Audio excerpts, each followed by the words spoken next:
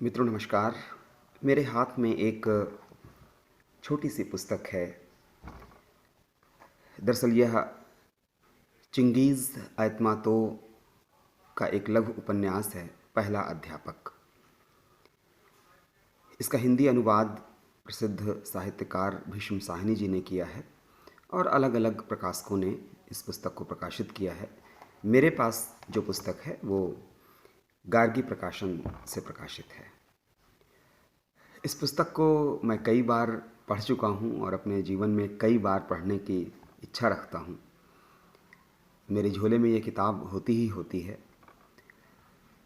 दरअसल यह एक ऐसे शिक्षक की कहानी है जो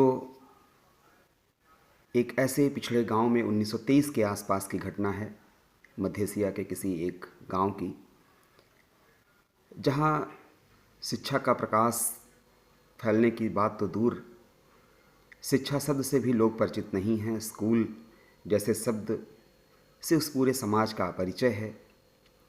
वह एक छोटा बंद समाज है।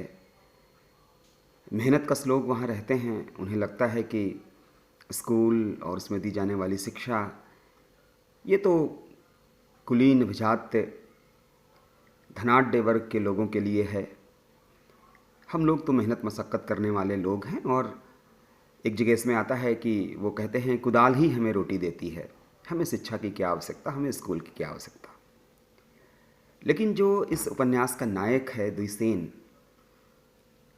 वह न केवल उस गांव में स्कूल स्थापित करता है बल्कि गांव के विद्यार्थियों को जोड़कर अपने उस स्कूल की स्थापना करता है, उसका संचालन करता है। यह उपन्यास बहुत प्रसिद्ध तो है ही, लोकप्रिय है, लेकिन शिक्षकों के लिए इस उपन्यास का अलग ही महत्व है। शिक्षा क्या है, शिक्षा देने की प्रक्रिया में कौन कौन सी चुनौतियां आती हैं, और वास्तव में शिक्षक और शिक्षार्थी के बीच कैसा एक आत्मीय रिश्ता कायम होना चाहिए। शिक्षा के प्रति जिस उत्कृष्ट कोटि के समर्पण की अपेक्षा की जाती है, उसकी भी एक बहुत गहरी झलक द्विसेन के चरित्र में इस उपन्यास में दिखाई गई है। वैसे तो इस उपन्यास का जो पात्र है एक चित्रकार है और वह एक प्रख्यात शिक्षाविद आल्तिनाई के पत्रों को पढ़ते हुए इस कहानी को दोहरा रहा है। आल्तिनाई जो एक छोटी सी बच्ची जो अपनी स्मृतियों को दर्ज करती हैं, हालांकि जब वो एक बहुत प्रख्यात शिक्षाविद बनती हैं तब उन्होंने उस चित्रकार को अपनी चिट्ठी में अपने बचपन में घटित उस घटना को लिखा है और उसी घटना को हूबहू वह चित्रकार सुना रहे हैं। तो यह कहानी इस तरीके से फ्लैशबैक में चलती है। एक छोटा सा गांव जो पहाड़ों के बीच बसा हुआ है, से इस दुनिया से जिसका कोई खास रिश्ता नहीं है, एक बंद समाज है। जैसा कि मैंने पहले कहा, मेहनत करने वाले लोग वहाँ थोड़े से रहते हैं जो बेहद गरीब हैं, अशिक्षित तो हैं ही। इसी गांव में आल्तिनाई एक छोटी सी बच्ची रहती है जो अनाथ है। अपने दूर के रिश्तेदारों के यहाँ वह रहकर किसी तरह उसका जीवन चल रहा है। और उस गांव में एक दिन एक बड़ी घटना घटती है। घोड़े पर बैठा हुआ फौजी कोट पहने हुए 20-22 साल का लड़का द्विसेन उस गांव में प्रवेश करता है। हालांकि द्विसेन उसी गांव का रहने वाला है, वह एक बढ़ई का बेटा है। और आकर वह सारे गांव वालों को इकट्ठा करता है और अपना निर्णय सुनाता है कि मैं इस गांव में एक स्कूल चलाऊंगा। यह काम बेहद चुनौती भरा है। गांव के सारे लोग उसका विरोध करते हैं। जैसा कि मैंने पहले कहा, वो कहते हैं कि हमें शिक्षा की नहीं, हमें रोटी की आवश्यकता है जो हमारी कुदाल हमें देगी। शिक्षा तो बड़े लोगों के बीच की चीज़ है, हमें स्कूल की आवश्यकता नहीं है। उन तमाम सारी चुनौतियों को स्वीकार करता हुआ, उनसे संघर्ष करता हुआ, उनसे लड़ता हुआ द्विसेन अपने संकल्प के प्रति पूरी तरह समर्पित रहता है। एक भागे हुए जमींदार के स्तबल को वह स्कूल में बदलता है और पूरे गांव में एक एक घर जाकर वह बच्चों को इकट्ठा करने की मुहिम में लग जाता है। इस बीच बहुत से लोग उसका विरोध करते हैं, कुछ लोग उसके समर्थन में भी आते हैं। आलतिनाई के चाचा भी यद्यपि बड़ा विरोधी हैं द्विसेन के, लेकिन चूंकि वह एक अनाथ बच्ची है, बहुत ज़्यादा उसकी देखभाल वो नहीं करना चाहते और थोड़े से वाद विवाद के बाद वह बड़े बेमन से द्विसेन को कह देते हैं कि ठीक है, इसे ले जाओ, जो करना हो करो।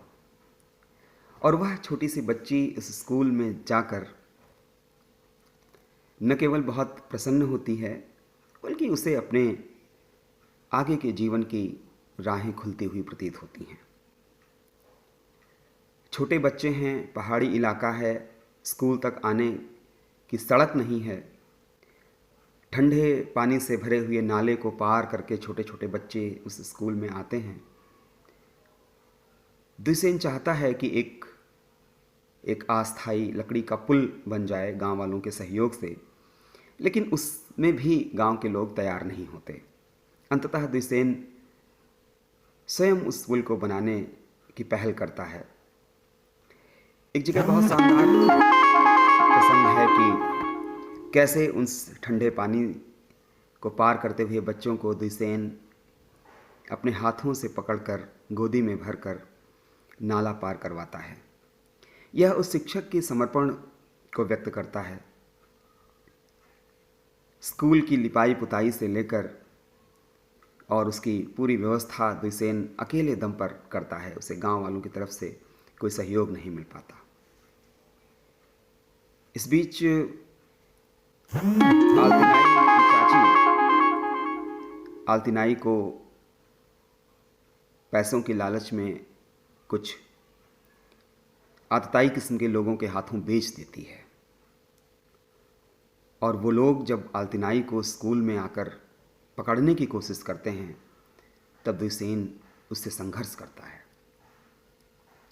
द्विसेन का रिश्ता इन बच्चों से केवल स्कूल तक सीमित नहीं है, केवल पढ़ने पढ़ाने तक सीमित नहीं है, बल्कि द्विसेन आत्मीयता से इन बच्चों के साथ जुड़ता है, उनके लिए बेहतर भविष्य के सपने संजोता है और उसे पूरा करने के लिए पूरी जद्दोजहद लगा देता है।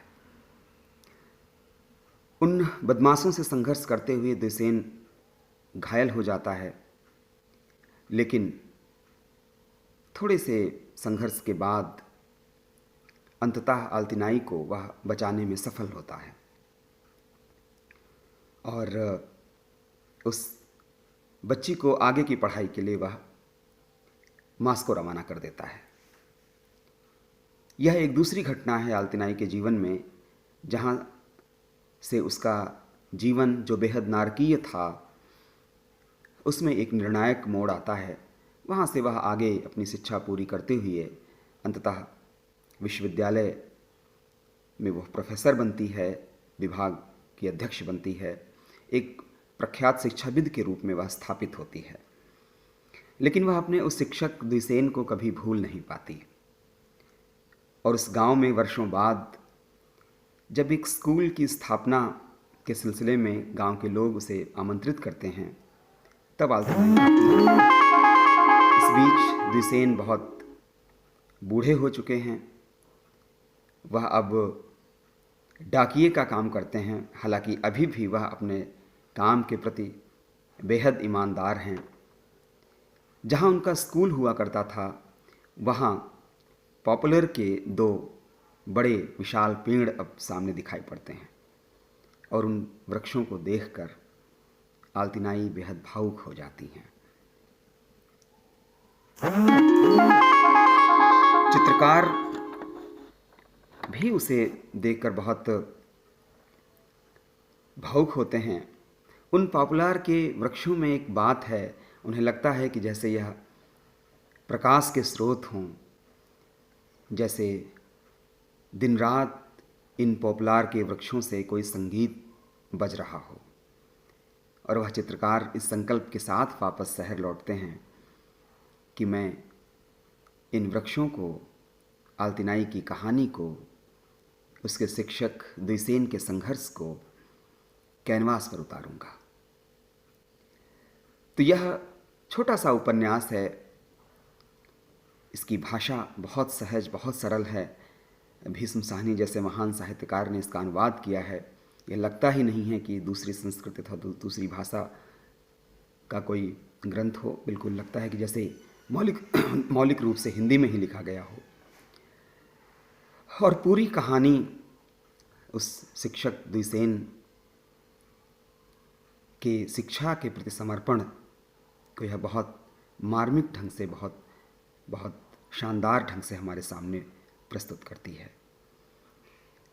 कई बार इस छोटे से उपन्यास को पढ़ते हुए लगता है कि इसे टीचर्स ट्रेनिंग प्रोग्राम में इस उपन्यास को शामिल किया जाना चाहिए। शिक्षकों में जो शिक्षक अभिवृत्ति है उसे व्यक्त करने के लिए यह उपन्यास एक बहुत महत्वपूर्ण भूमिका निभा सकता है। इसका अपना साहित्यिक महत्व तो है ही, शिक्षक प्रशिक्षण में भी इस उपन्यास का उपयोग बहुत बेहतर ढंग से किया जा सकता है। कुल मिलाकर यह उपन्यास व्यक्तिगत तौर पर मुझे बहुत पसंद है और मुझे लगता है कि इस उपन्यास को कम से कम शिक्षक साथियों को तो ज़रूर ही समय समय पर पढ़ते रहना चाहिए, जिससे उन्हें बेहतर काम करने की ऊर्जा, प्रेरणा मिलती रहेगी।